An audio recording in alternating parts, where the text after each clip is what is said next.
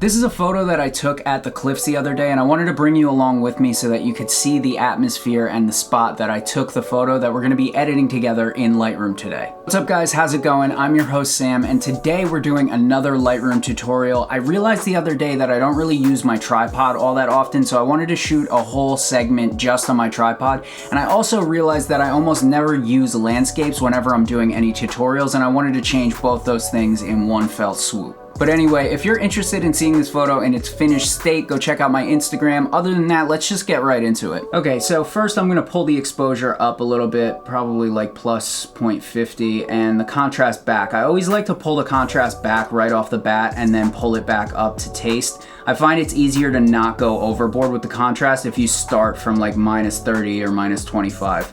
I'm also gonna pull the highlights back because I know that this sky is like super, it's not too blown out, but it's a lot. And I wanna go to like maybe minus 75, I like that about there. We're also gonna pull these down in the point curve, but we'll get to that. The shadows we're gonna pull up so that we get some detail out of this over here. We're also gonna be pulling the blacks up down here just to give it that gloomy, faded, old style look. I'm gonna be leaving the whites and the blacks alone and be handling those in the point curve. In the point curve, I'm gonna look for like the first big dip, and we're just gonna put a dot like right around there. Pull this up just to get that faded look down here, and also make a second one just to preserve some of that contrast. I don't want it to be like too faded looking, but I definitely want some of the fade down there, and that looks about good right there. Up here, we're gonna find the first drop off in the midtones, and we're gonna put a control point there, and then probably pull this down a little bit just to soften those highlights up here and around here. And I think that's about all I'm gonna do in the point curve for now. I'm liking where that is so far. It looks nice and faded, but it's not like too crazy. We could even pull this point down a little bit. Now we're gonna come back up to the contrast and just add a little bit more, just because that fade can really make things look kind of smoky, and adding the contrast back gives it that clarity that you'll see in the details down here, but it still looks faded. Now, as for white balance, I know that this photo is like really blue, so I'm probably gonna pull this to like 63, 60, around there. Yeah, I'm liking where that's at. And for the tint, I don't know why that was on +6, but we're just gonna pull that back down to, let's say +10. That's fine, right? This is fine. As for the saturation and vibrance, I'm gonna handle all of that down in the color mixer just because it gives me more control. If I wanted something global, I might use these, but most of the time I just do all of that stuff in the color mixer just because, as I said, it is a lot more control. So there's not a lot of red in this photo, so I'm just gonna pull the saturation all the way down on that, and we didn't really lose anything. You can see like there's basically no red in this photo whatsoever. We're gonna go over the oranges and pull those over, just give them a little bit more of a deeper look, and maybe pull the saturation up a little bit. That's just the sand down here and maybe some of the leaves over here in the tree. Also out in the distance, this and these clouds up here, but other than that, there's not a whole lot of orange in this image. I mean, relatively speaking. For the yellows, that's also all those points I just spoke about, but also like the sky right here has a lot of yellow in it, and maybe up here a little bit. We could pull that over towards the orange and just squeeze those together so that they're basically the same color, because I don't want there to be like a whole lot of different color in this image. I'm also gonna pull the saturation back just because I don't really like the color yellow in the first place. With the greens, we're gonna pull those towards the blue just to give them that real deep look over here, and we're also gonna desaturate them like crazy because I just like that look. And this is all preference. It's all just personal preference. It's what I would do to a photo. You might actually edit this photo completely differently than I would. So don't take this as like gospel or any hard and fast rules. It's just what I like to do to photos. Also, those trees are super dark, so I'm gonna pull the luminance up just a little bit so that we get a little more detail in the trees over here. As for the teals, there isn't a whole hell of a lot of teal in this photo. There is some down here in this area and maybe a little bit in the sky, but when I don't have a lot of a color like that, I normally just desaturate it because it's not doing a lot to begin with. We could pull this a little bit towards the green side, and then this is where things are gonna change a lot, yeah. As for the blues, I think I'm gonna pull them towards the teals just a little bit, but I'm also going to desaturate the bejesus out of them just because I don't want a whole lot of blue in this photo to begin with. So yeah, like -70. That's like the whole image, that blue there, so I'm definitely not gonna wanna go too crazy with that. The main colors I want in this photo are gonna be coming from the color grading tab and the oranges in the leaves and stuff. Other than that, I don't really want a whole lot of color in this image. I'm also gonna pull the luminance down on the sky just to give it some more drama, so to speak. Because the whole sky is blue, pulling the luminance down here just gives you control of the sky without having to mask it out. Even though we do now have our auto masking tool, because this tree is in here, it'll just mask the tree in with it, and I don't really want to do that, so I'll just pull the luminance down over here. There's basically no purple or pink in this image, so I'm just gonna desaturate those all the way so we don't really have to deal with them, and it is on to our effects tab. We'll come back to the color grading tab pretty much last. So from this point, I'm gonna dehaze, maybe +15, maybe a little bit more. And we're gonna leave more of the drama to darkening this up with the brush tool. I don't wanna like mask out the entire sky and then dehaze it like I normally would. I kinda wanna, because after all, this is a tutorial and I need to pad my runtime.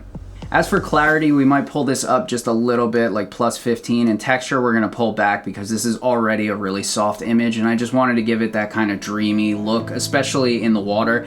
Given that this is a long exposure, it's already looking super soft in the water, but I thought that that just added a little something to maybe congeal the photo to pull the texture back a little bit. As far as a vignette, I don't really want to do a vignette in this photo. It already has like real darkness in the sky and up here, down here, and down here, so there's no need, really, in my opinion. I think it looks fine as it is. When we do our lens corrections down here, I am gonna pull the vignetting back to where it was because I like the lens vignetting in this case, but other than that, for our color grading, I'm just gonna pull the shadows like over towards the tealish area. I wanna get some teal down in this, down here, maybe like saturation 12, and just fine tune that right there. And then for the midtones, normally I would do like maybe an orange or something, but we're gonna go with like a yellowish hue here.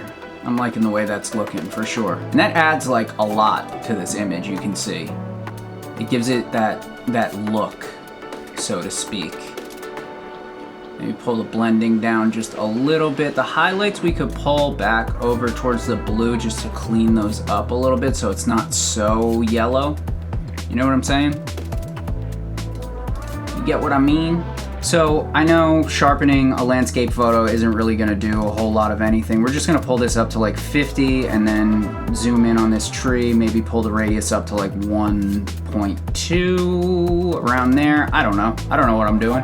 And then we're gonna look down here, and I'm not really seeing any noise or anything, but this image already has like that super soft and dreamy look to it because it was a long exposure with the water here. So just as an effect, I'm gonna pull the noise reduction up a little bit just to give it like more of like that matte kind of render look. I don't know, I like that look, so sue me, it's my photo. I'll do whatever I want to it.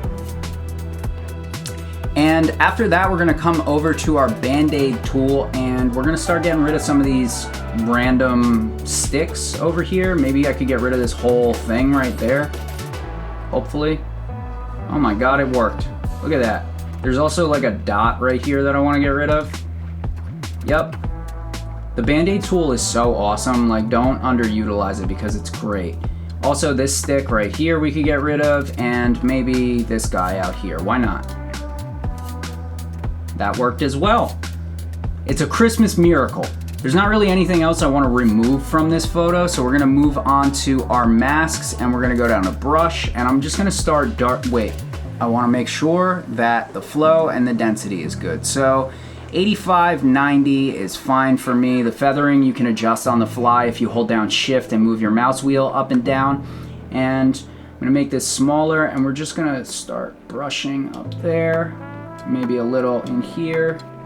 Get that right there.